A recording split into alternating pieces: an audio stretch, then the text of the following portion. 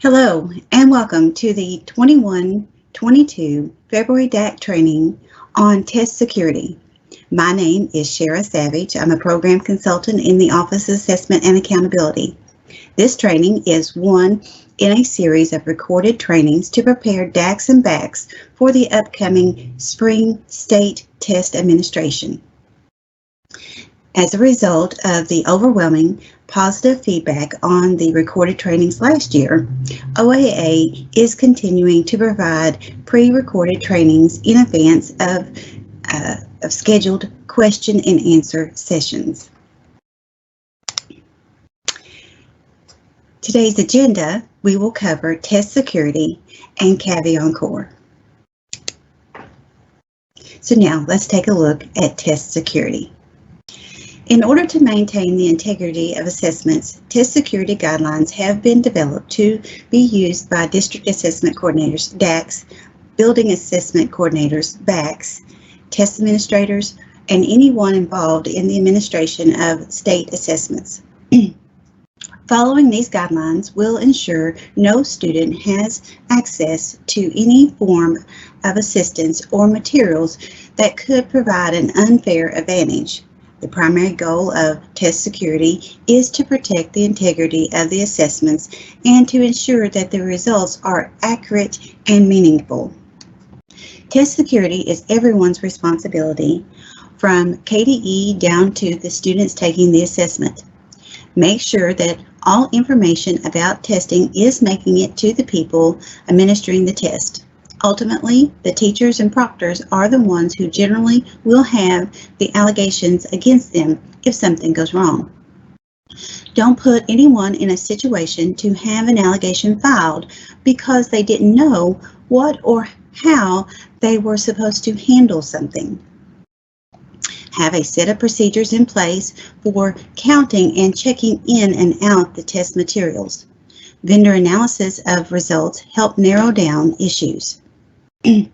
Engaged proctor means that the proctor is actively moving and monitoring to be sure students are following directions. In the appropriate section of the test booklet and the student response booklet or the online test section, and keeping only allowable items on the testing stations. The administration code is required for everyone involved with administering any state assessment, online or paper. The training can be delivered in several formats, in person or using the district's online learning system. KDE also offers these trainings as well. The administration code trainings can be located on the KDE website. This training is required each year, so annually these trainings must be completed. The administration code training is based on Regulation 703 KAR 5080.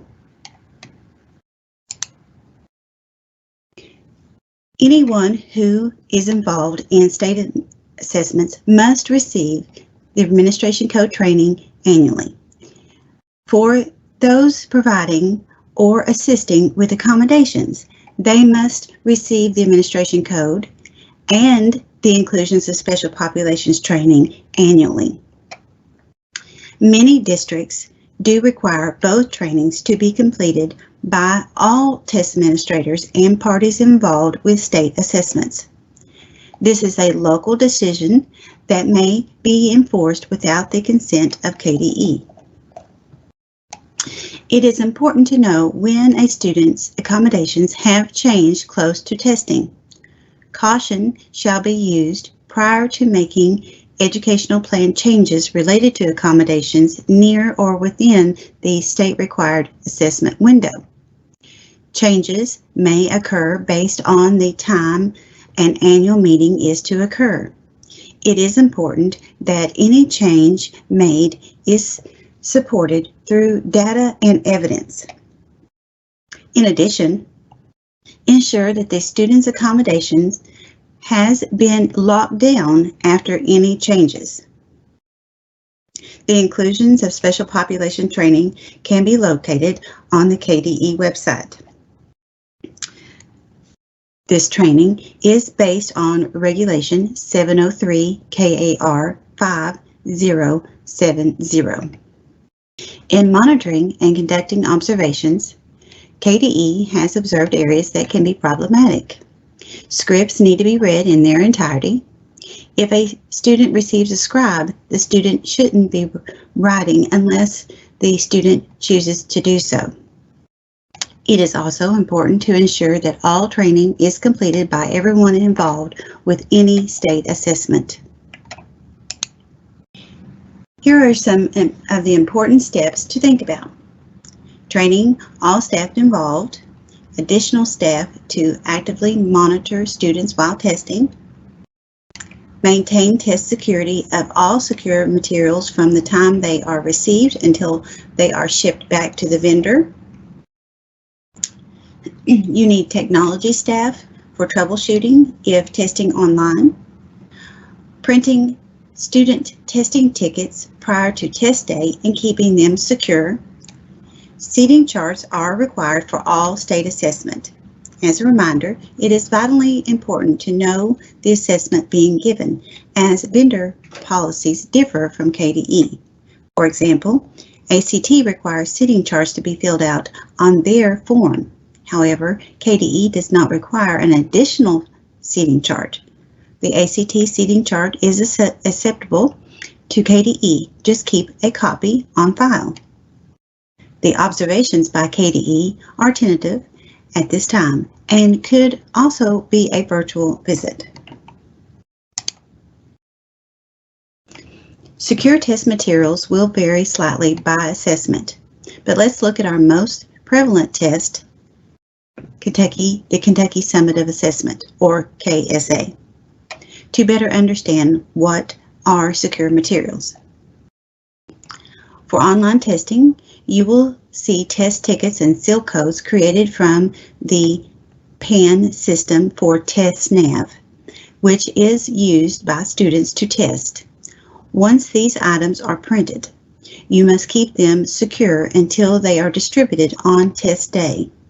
After the test ticket and seal codes have been used, they will be returned to the back to be securely destroyed. Scratch paper is available to students in both the online and paper pencil testing formats. Scratch paper is considered a secure material, since the test question or answer could be gleaned from these papers. The move to online testing has allowed schools to print the test ticket on a single page, so the student may use the rest of the page as scratch paper. Important to note, please train and learn your specific test assessment. For example, ACT does not allow scratch paper on paper testing. Secure materials are items that include test content, tests themselves or scratch paper, or provides access to test content such as seal codes, test tickets, etc.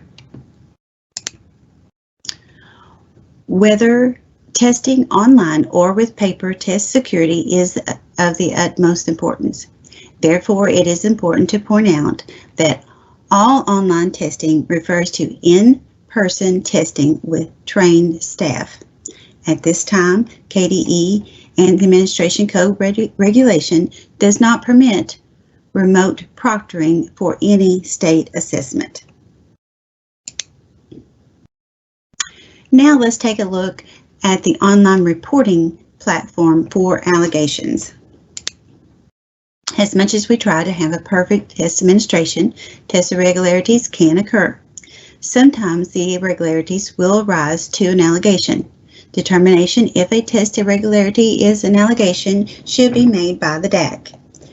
Allegations are investigated by KDE staff. The investigations require documentation of the incident to be submitted and can include additional school visits and interviews with those involved, students and staff. As a reminder, the new tool for allegations is now online with Caveon Core, As the DAC, please ensure an account ID has been created. The links to Caveon Core account and Caveon directions can be found on the KDE website on the Assessment Support Allegations Reporting page. Now let's look at some important Caveon reminders. All relevant documents that are to be uploaded with the allegation report should be collected in advance. However, in the case that this cannot occur, a report can be temporarily saved as draft. Please keep in mind that the report in draft status is not officially a report, therefore will not be processed. Once all necessary documentation has been collected, please remember to return the report to upload and save to submit.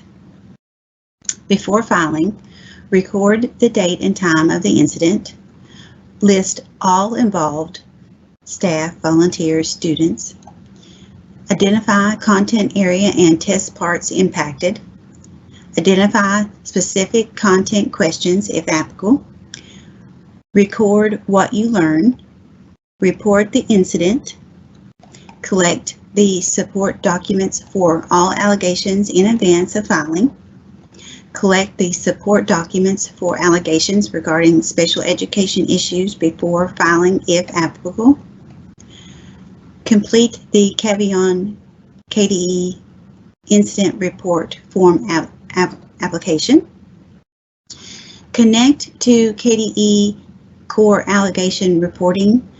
Only authorized individuals can access the secure application. And remember, you can save as a draft at any time and return later to finish filing. After you submit the incident report and all required documentation, KDE will begin the investigation. At that time, you will no longer be able to view the incident report in Caveon Core. KDE will contact you if any additional information or documentation is needed.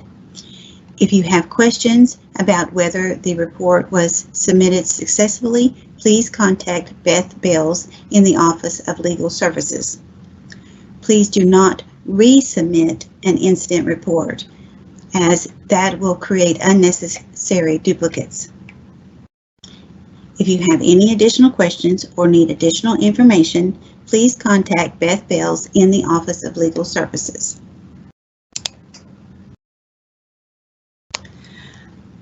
Here are the resources with links that we have discussed today. The KDE and NOAA website, a link to Caveon Core, the Inclusions of Special Populations Regulation, the Administration Code Regulation. These are all the resources that were discussed throughout this training. All resources can be downloaded from the 22 February DAC training folder. Since the live Q&A sessions will not include full presentations of content already covered in the video recordings, DACs and BACs should prepare for the Q&A sessions. Before attending Q&A sessions, DACs and BACs can prepare by watching all the training videos on the administration of the Spring 2022 Spring Assessments. The February DAC Q&A sessions will follow the same topics and timeframes at each location. The agenda and times on this slide will be followed. Participants planning to attend specific sessions can depend on these timeframes.